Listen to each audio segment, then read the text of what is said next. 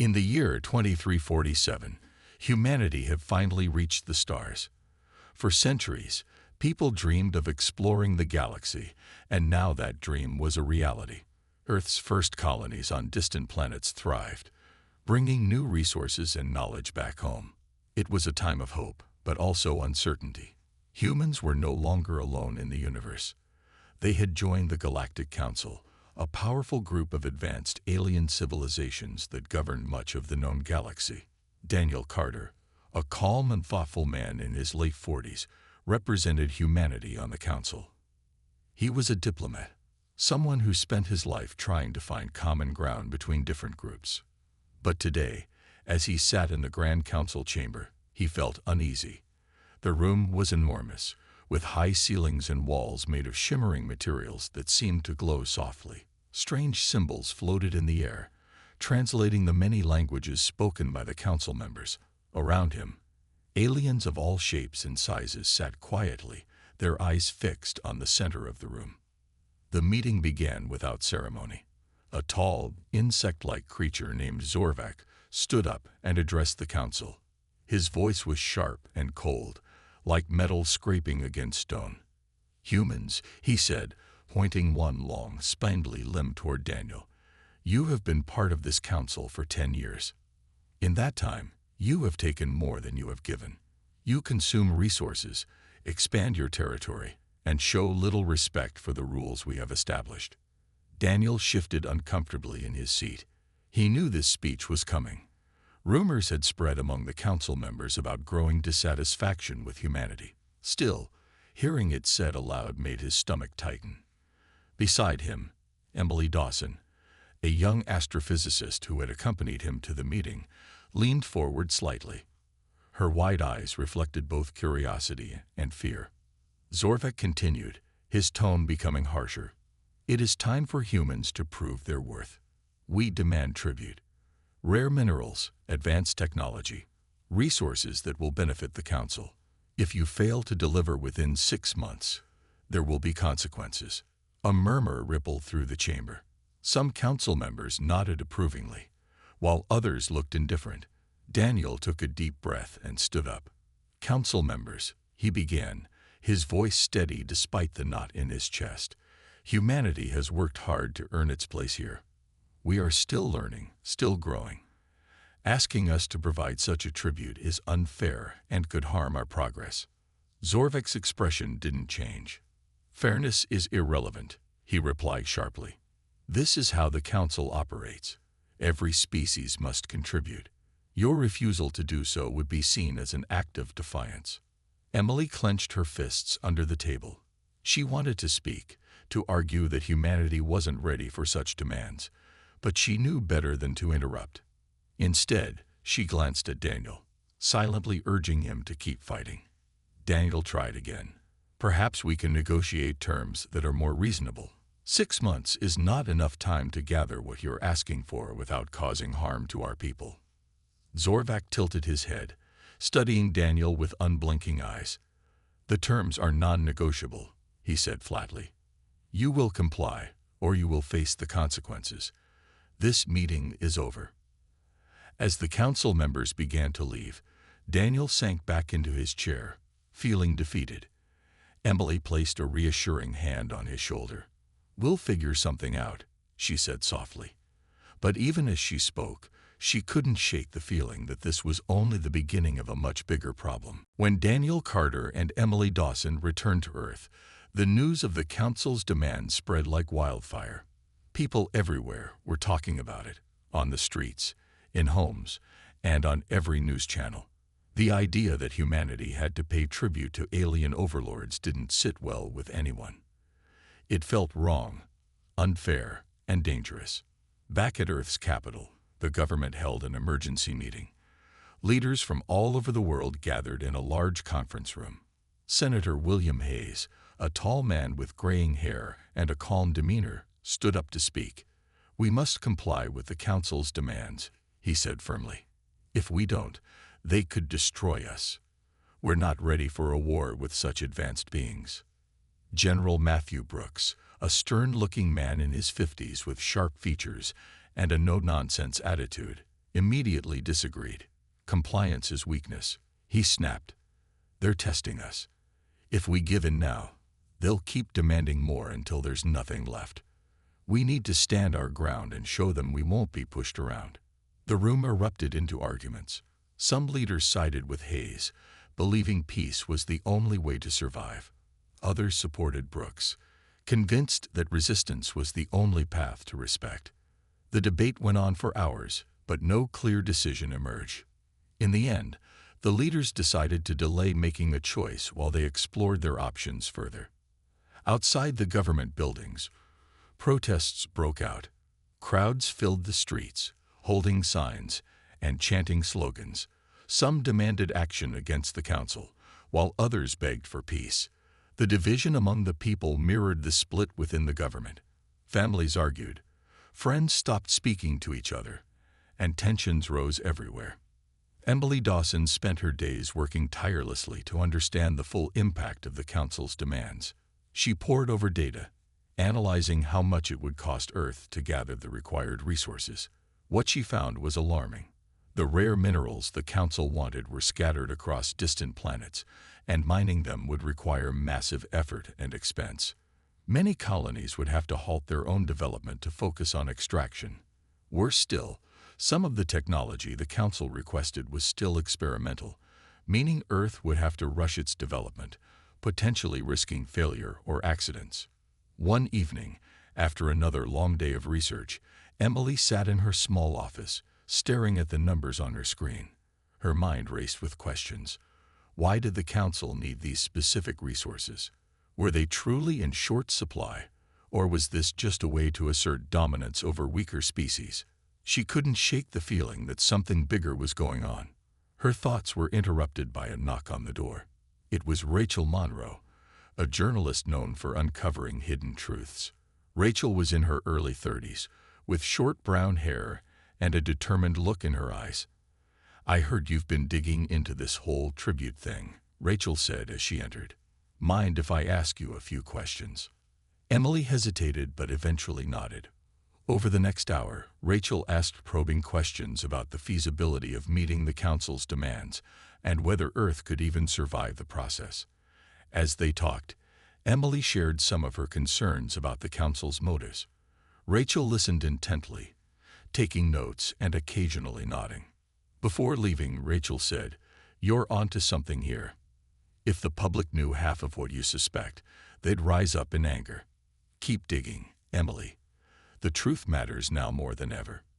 As Rachel walked away, Emily realized she might be right. The council's ultimatum wasn't just about resources. It was a test of humanity's strength, unity, and resolve.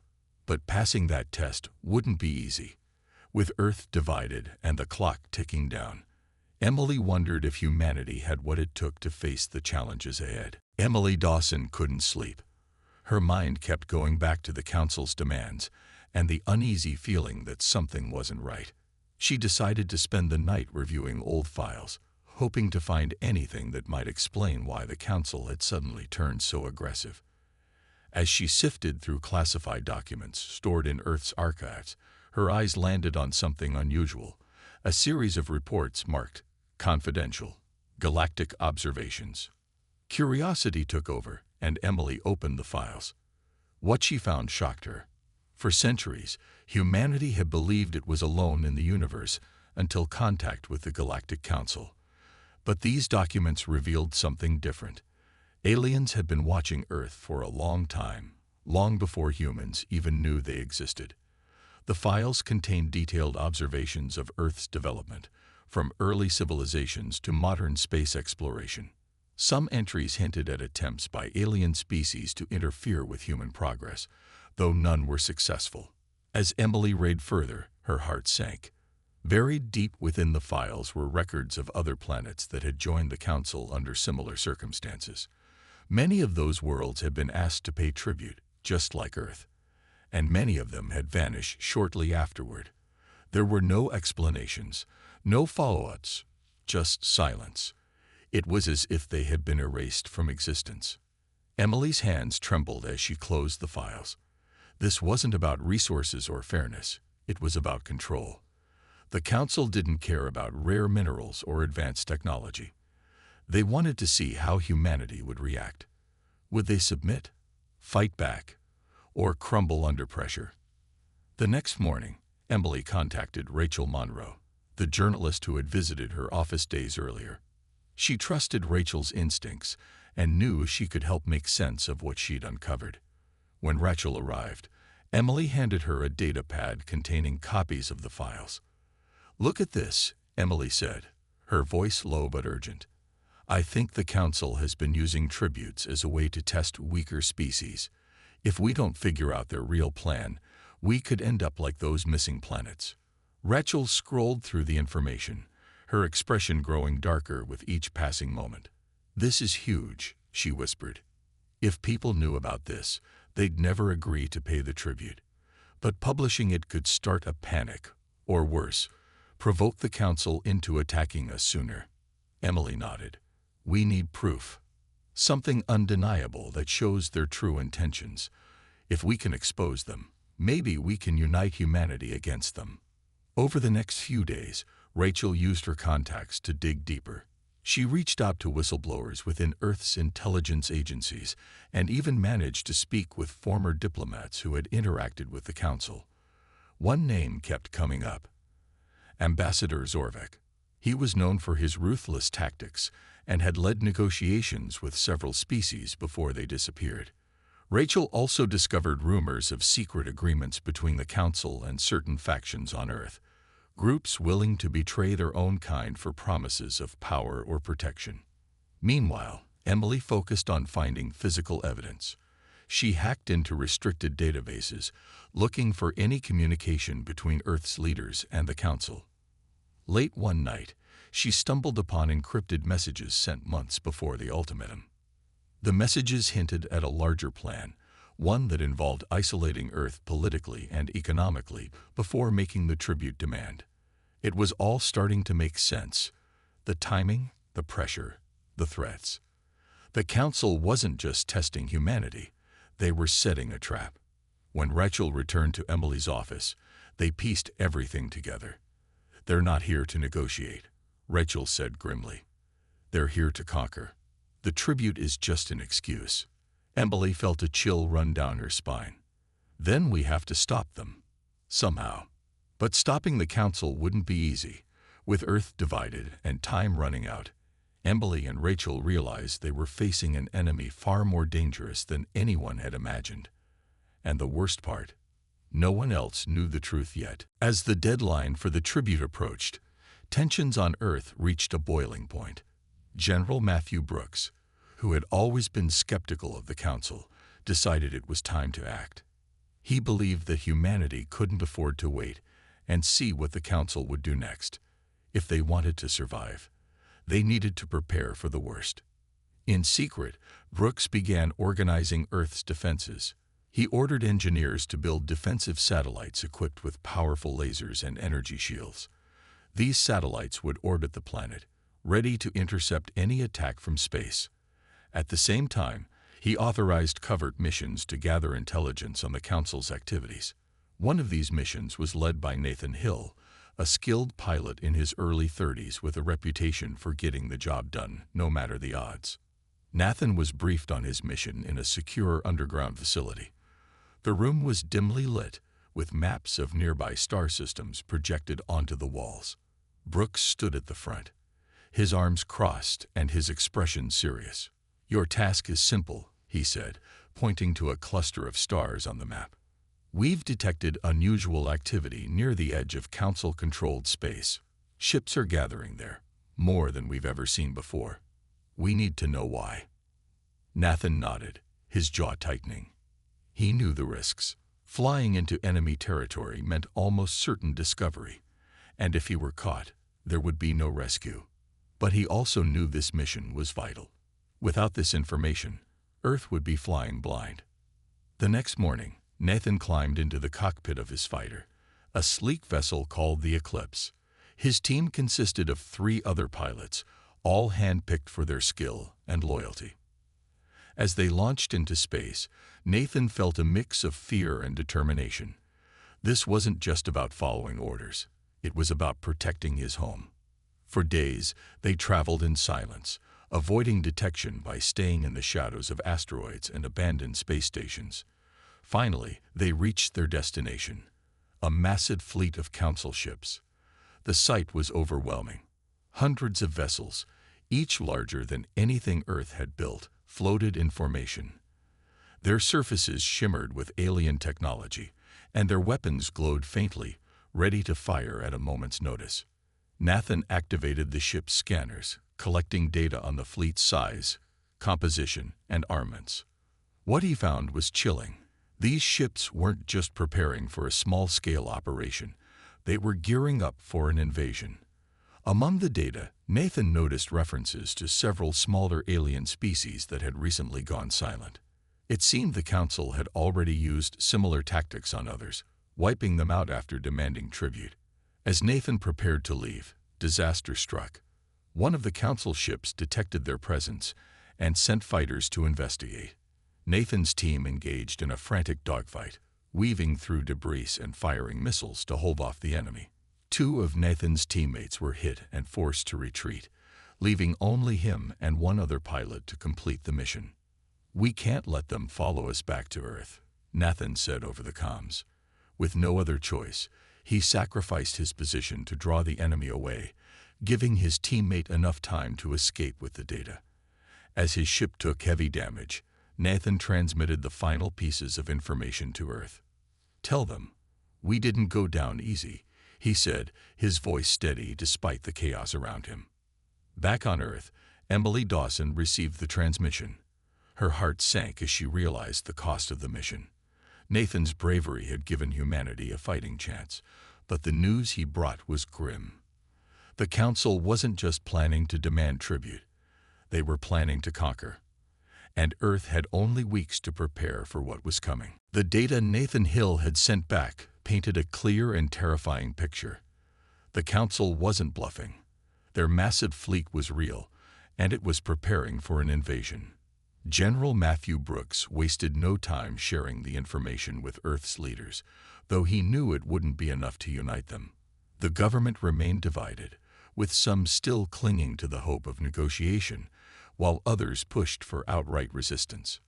Meanwhile, the Council sent an envoy to Earth, a group of ambassadors led by Zorvac himself. They arrived in a sleek, silver ship that descended into the capital city with an air of superiority. The streets were lined with protesters holding signs that read, "No tribute," and "Stand strong," as the alien delegation made its way to the embassy. Security forces struggled to keep the crowds under control, but tensions ran high. Daniel Carter, who had returned to his role as humanity's representative after weeks of silence, was tasked with meeting the Council's demands face to face. He stood outside the embassy alongside Emily Dawson, both of them feeling the weight of what was about to happen. Inside, Zorvac waited, cold, calculating, and unwilling to compromise. When Daniel entered the room, Zorvac's insect-like form loomed over the table. His voice cut through the air like a blade. "Your species continues to waste time," he said, his tone dripping with disdain. "You have been given a simple task, yet you delay. Why do you test our patience?" Daniel took a deep breath, trying to stay calm. "We're doing everything we can to meet your demands," he replied. "But 6 months isn't enough time to gather the resources you've requested without causing harm to our people." Zorvac's eyes narrowed. "Excuses are meaningless. Compliance is all that matters. If you cannot deliver, then you are of no use to us." Before Daniel could respond, Rachel Monroe stepped forward. She had managed to gain access to the meeting by posing as a member of the press. Her presence surprised everyone, including Zorvac. "You talk about compliance," she said boldly, her voice steady despite the fear bubbling inside her. "But what happens when a species says no? What happened to the others who refused to pay tribute?" The room fell silent. Zorvac tilted his head, studying Rachel with unblinking eyes. "You presume to question the Council?" he asked, his voice low and dangerous. "I'm not presuming anything," Rachel shot back. "I'm pointing out the truth. You've been wiping out weaker species for centuries, using tributes as an excuse to eliminate competition. That's why those planets disappeared, isn't it? Because they saw through your lies. Zorvek's expression didn't change, but the tension in the room became unbearable. Daniel stepped between Rachel and the ambassador, fearing the worst. "Enough," he said firmly. "This isn't helping." But Rachel wasn't done. "If you think humanity will roll over and let you destroy us, you're wrong. We'll fight back. We won't let you treat us like animals." For a moment, Zorvak said nothing. Then, without warning, he raised one spindly limb and gestured toward the door. Alien guards stormed into the room, grabbing Rachel and dragging her away. Protesters outside heard the commotion and surged forward, clashing with the Council's security forces.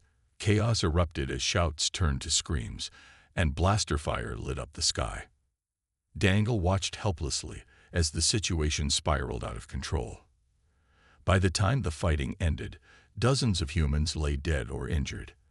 The Council's response was swift and merciless. Zorvak addressed the crowd through a loudspeaker, his voice cold and commanding. "This is your final warning. Comply or face annihilation." Back at the government headquarters, Emily replayed footage of the violence, her hands trembling. Humanity had crossed a line, and there was no turning back. The Council's patience was gone, and war now seemed inevitable. As she looked around the room at the faces of Earth's leaders, she realized something. They weren't just fighting for survival, they were fighting for their right to exist. And the battle ahead would test every ounce of strength they had. The violence at the embassy marked a turning point. The Council's envoy left Earth immediately, vowing to report humanity's defiance to the rest of the Galactic Council. For General Matthew Brooks, there was no more room for hesitation. He knew the Council wouldn't tolerate such an open act of resistance. If Earth wanted to survive, it had to strike first. Brooks gathered his top commanders in a secure war room deep beneath the capital city. Maps of space and tactical plans covered the walls, glowing faintly in the dim light. "We can't wait for them to attack," Brooks said, his voice firm and commanding. "If we hit them now, while their fleet is still assembling, we might weaken them enough to buy ourselves some time." The plan was risky.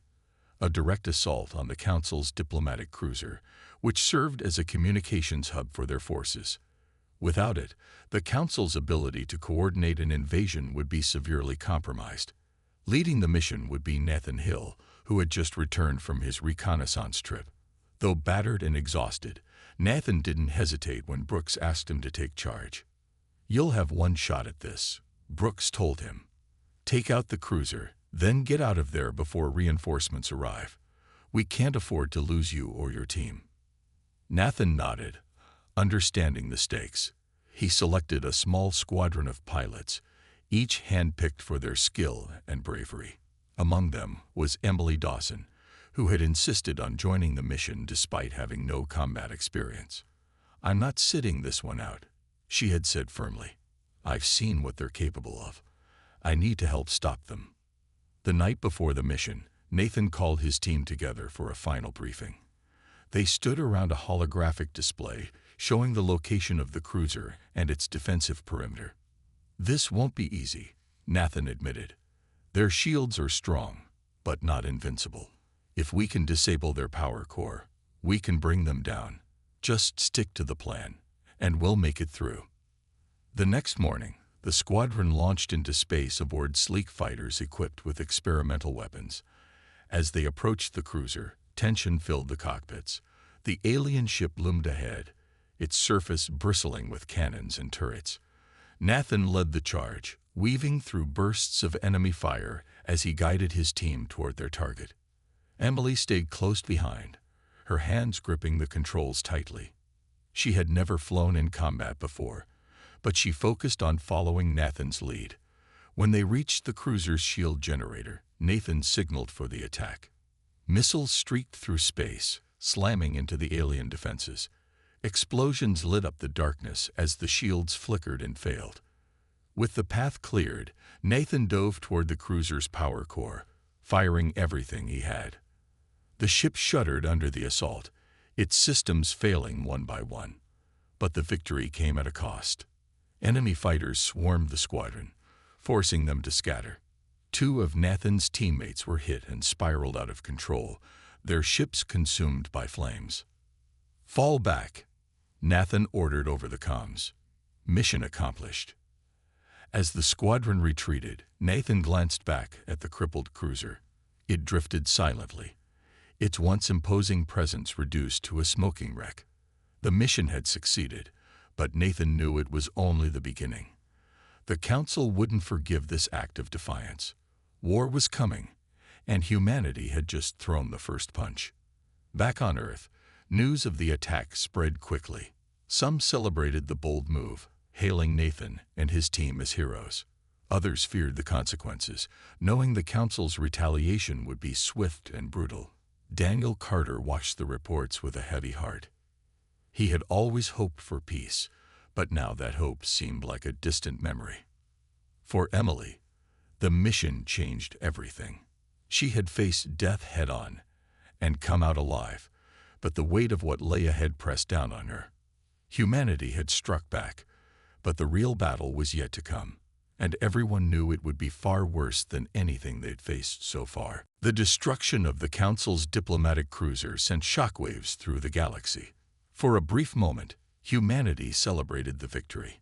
News outlets hailed Nathan Hill and his team as heroes, and people across Earth rallied behind General Matthew Brooks, who had authorized the strike. But the celebration was short-lived. The Council's response came faster and harsher than anyone expected. Within hours, a massive alien fleet emerged from hyperspace, descending upon Earth with terrifying speed. The ships were unlike anything humanity had ever seen, their surfaces shimmering with advanced technology. They moved in perfect formation, blotting out the sky as they took positions around the planet. From orbit, they unleashed devastating attacks, targeting cities, military bases, and communication hubs. The first wave of bombardments struck without warning. Bright beams of energy rained down from the heavens, obliterating entire neighborhoods in seconds. Skyscrapers crumbled into rubble, and streets filled with smoke and flames.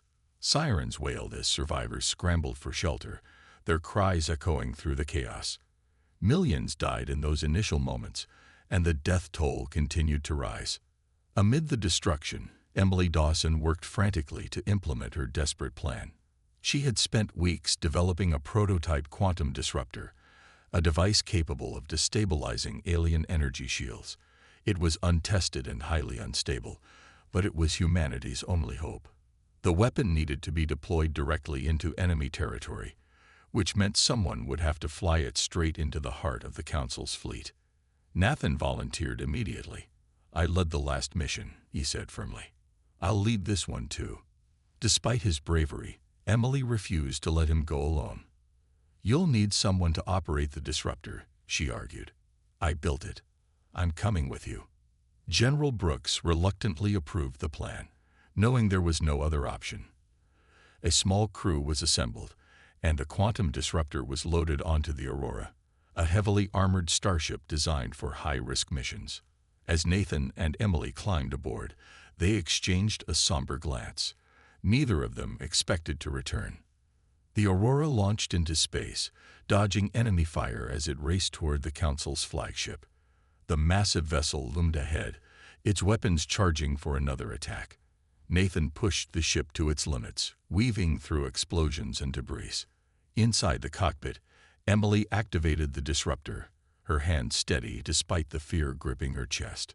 When they reached the flagship, Nathan guided the Aurora into a blind spot beneath the ship's belly. Emily initiated the disruptor sequence, causing waves of energy to ripple outward. The flagship's shields flickered and collapsed, leaving it vulnerable to attack. Other human fighters joined the battle, taking advantage of the opening to strike back against the alien fleet. But the disruptor's instability quickly became apparent. Alarms blared inside the Aurora as the device began to overload. "We need to get out of here," Nathan shouted over the noise. Emily shook her head. "Not yet. If we leave now, The disruptor might shut down before it finishes its job. We have to hold position. Nathan hesitated, torn between survival and duty. Finally, he made his decision. Fine, but I'm staying behind to keep the disruptor active. You take the escape pod and get out of here. No, Emily protested.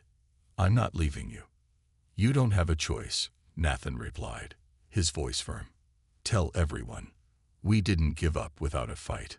Before Emily could argue further, Nathan ejected her escape pod manually, sending her hurtling away from the doomed ship. As the Aurora exploded in a blinding flash of light, the disruptor completed its task, disabling dozens of Council ships and turning the tide of the battle. Back on Earth, Emily watched the aftermath unfold on a monitor, tears streaming down her face.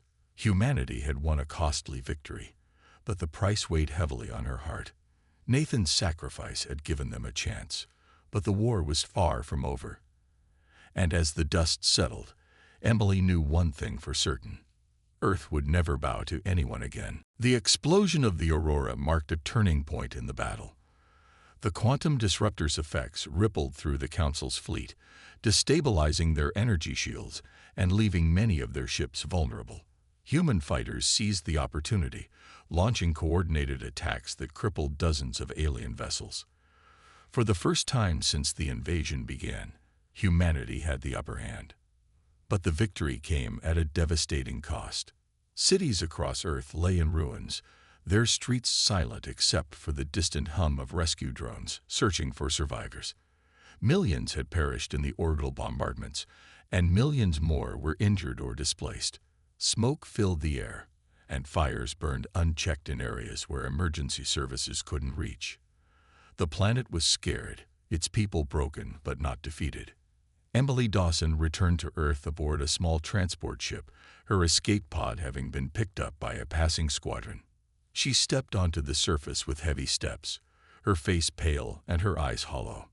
News of Nathan Hill's sacrifice spread quickly, and though he was hailed as a hero, Emily couldn't bring herself to celebrate. Every time she closed her eyes, she saw the Aurora erupting in flames, taking Nathan with it. General Matthew Brooks greeted her personally at the landing site. His uniform was dusty, and his face bore the weariness of someone who had seen too much death. "You did good out there," he said, placing a hand on her shoulder. "Nathan gave everything so we could win this round. Don't let his sacrifice be wasted." Emily nodded, swallowing back tears. "We're not done yet," she replied softly. "They'll come back stronger next time." Brooks didn't argue. He knew she was right. The Council's retreat wasn't a sign of surrender. It was a tactical withdrawal. Their fleet had been damaged, but they still outnumbered humanity's forces by a wide margin. And now, they would be angrier than ever. In the days that followed, Earth began the long process of rebuilding. Survivors worked tirelessly to clear debris, tend to the wounded, and restore what little infrastructure remained. Governments around the world set aside their differences, uniting under a single banner, the defense of humanity. Factories once used for civilian purposes were repurposed to build weapons and starships. Every available resource was poured into preparing for the inevitable counterattack.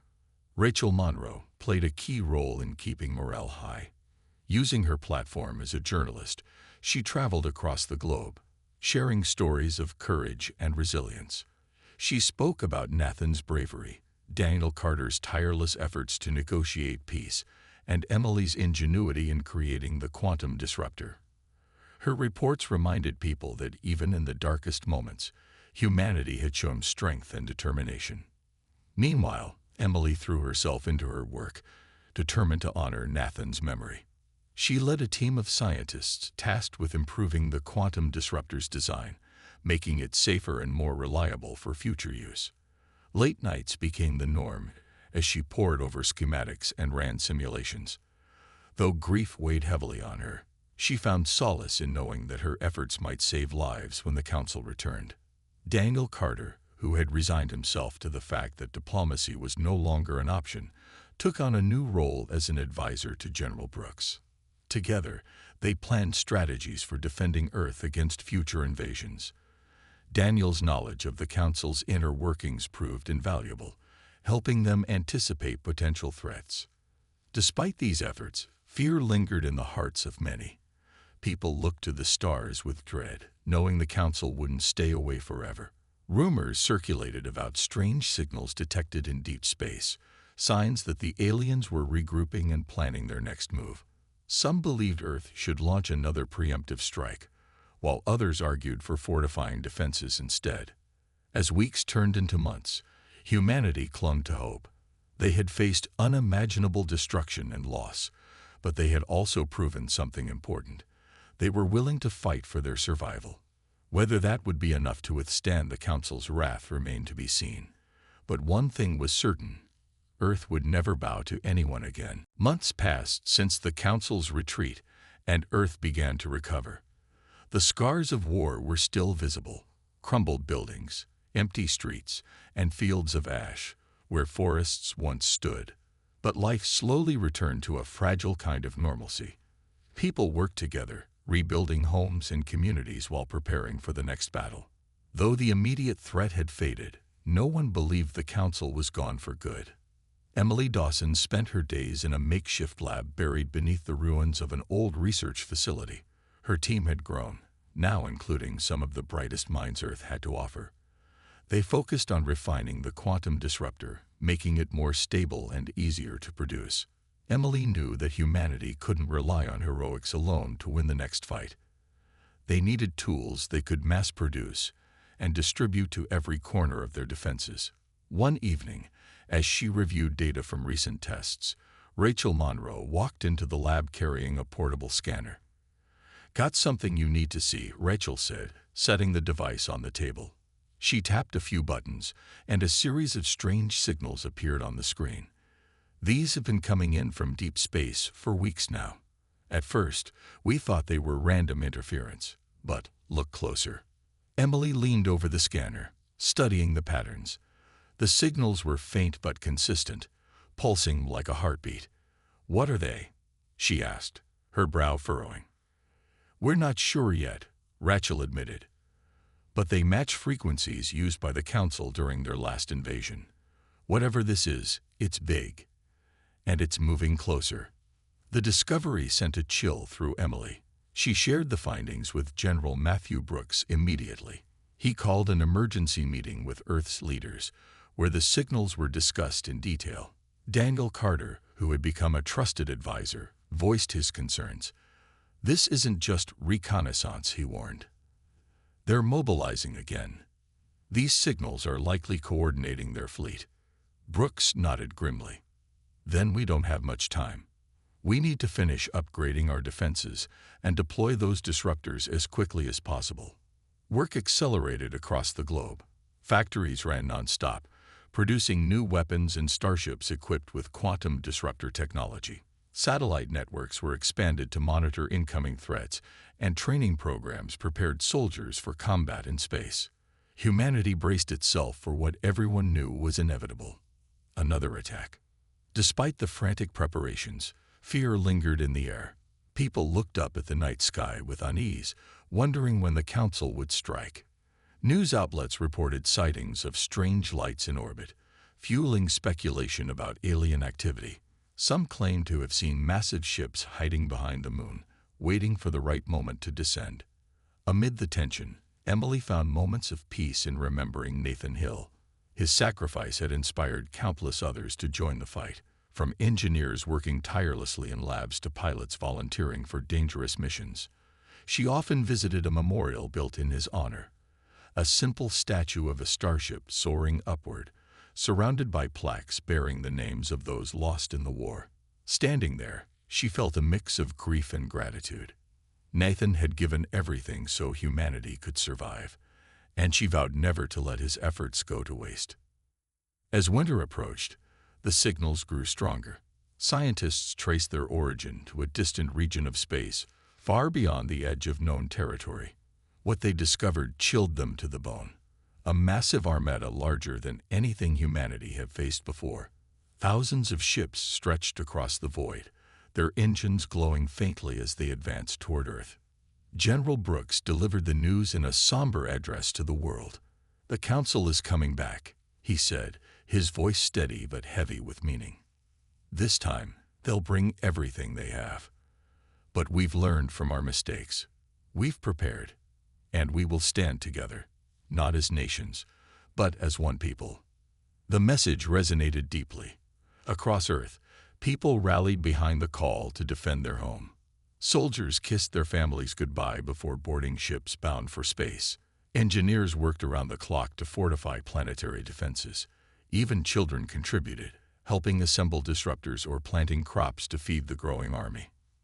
In the quiet moments between battles, Emily gazed at the stars, her heart filled with determination.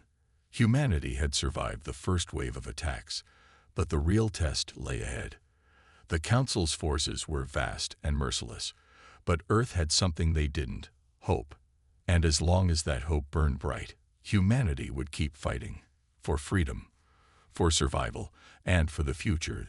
They refused to surrender. The Council's armada arrived without warning, blotting out the stars as it approached Earth. Thousands of ships filled the sky, their sheer size dwarfing anything humanity had ever seen. The planet's defenses sprang into action immediately, launching waves of fighters and activating orbital weapon systems. But everyone knew the odds were stacked against them. This wasn't just an invasion, it was an extermination. Emily Dawson stood in the control room of Earth's Central Command Center, her eyes fixed on the screens showing real-time data from the battlefront. Quantum disruptors were deployed across key locations, destabilizing the shields of the Council's fleet and creating openings for human forces to exploit. For every alien ship destroyed, however, 2 more seemed to take its place. The enemy's numbers were overwhelming. General Matthew Brooks paced the room, barking orders and coordinating counterattacks. "Focus fire on their carriers," he shouted. "If we can cripple their supply lines, we might slow them down." Rachel Monroe worked alongside Emily, relaying updates to the public and keeping morale high. "People need to hear that we're still fighting," she said firmly.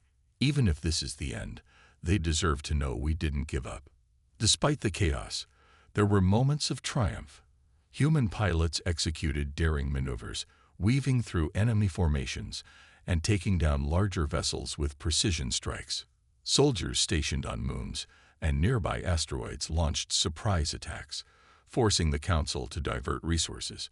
Every small victory bought Earth a little more time, but time was running out. As the battle raged, Daniel Carter reflected on everything that had led to this moment. He thought about the failed negotiations, the sacrifices made by so many, and the resilience of a species that refused to bow to tyranny. Standing beside him, Emily noticed his distant expression. "Do you think we'll make it?" she asked quietly. Daniel hesitated before answering. "I don't know," he admitted. "But I do know one thing. We've proven something important. Humanity isn't afraid to fight for what matters. Even if we lose today, our spirit will live on." Hours turned into days as the war continued unabated. Earth's cities burned under relentless bombardment, but the people fought back with everything they had. In space, Nathan Hill's final words echoed in the minds of every soldier. "Tell them we didn't go down easy." Those words became a rallying cry, fueling humanity's determination to resist until the very end. Then, something unexpected happened. Deep within the Council's ranks, cracks began to form. Some alien factions, tired of serving the Council's ruthless agenda, started withdrawing from the fight. Others openly rebelled, attacking their former allies and creating chaos within the Armada. It was a small rebellion, but it gave humanity a glimmer of hope. Seizing the opportunity, General Brooks ordered a coordinated assault on the Council's flagship. Pilots from every corner of Earth converged on the massive vessel, using quantum disruptors to disable its defenses. Explosions rocked the ship as human forces breached its hull, planting explosives deep inside its core.